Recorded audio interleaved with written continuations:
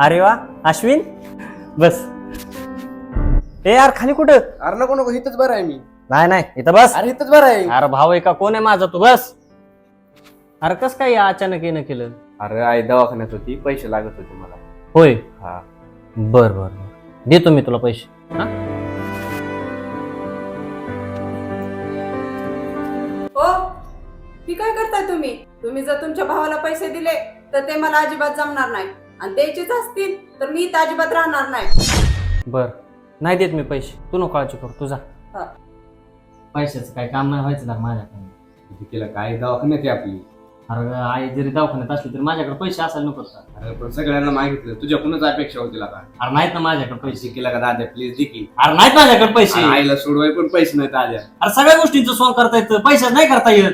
केला का दादा? ए जा इथून. नाही म्हणजे कळतं काय तुला?